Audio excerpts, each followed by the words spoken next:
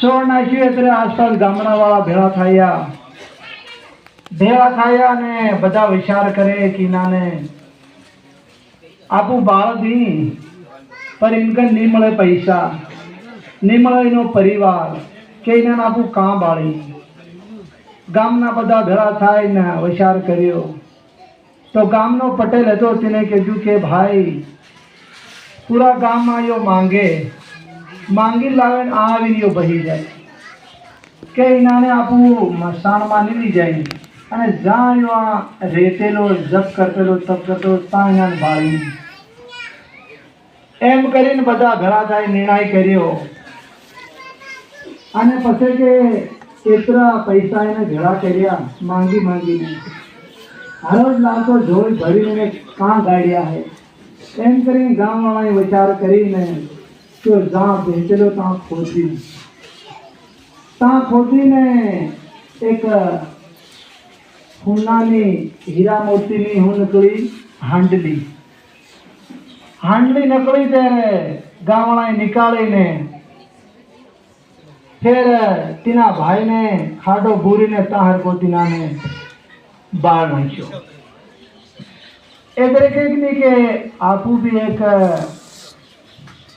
अपना पेट हरू केतरी मेहनत कर रहा केतरू एक इना शरीर ने सलाड़वा हारू गामड़े जाई कई दाढ़ी करी मजदूरी करी हाने हारू पेट हरू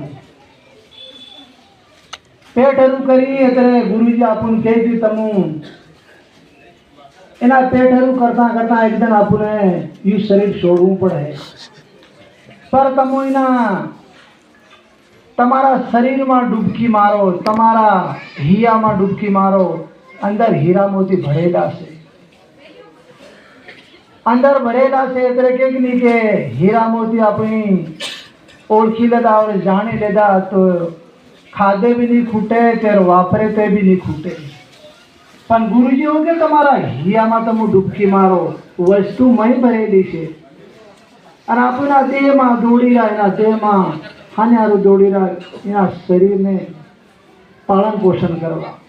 પણ આપણ ભક્તિ મળી છે એટલે આત્માને તારવા હારું એટલે કેમ કે આપણે બધા મંથન કરીએ છીએ. આપણને ગુરુજી કે મંથન કેમ કરવાનું કે આજ આપણો એક મહિનો પૂરો થયો ને આપણને ગુરુજી આસન પર ही बैठा एक अमृत पीवाड़ है पर पीवी नहीं पीवी આપણા હાથની વાત. એટલે ગુરુજી કહે કે આપણને કંઈક વસ્તુ મળી છે તો કેમ ભોળાઈ નહીં જાય એમ આપણને પોતે વિચાર કરવાનો. એની વસ્તુને હાથમાં રાખવાની આપણા હાથની વાત. હવે આપણને संतो भक्तों से भी प्रेम और भाव कई शब्द कईकनो शब्द कना मળી જાય છે આપણી આત્માનો એક ઉદ્ધાર થઈ જાય તો આપણ પ્રેમ और भाव બધાને લેવાની જરૂર છે. સતગુરુ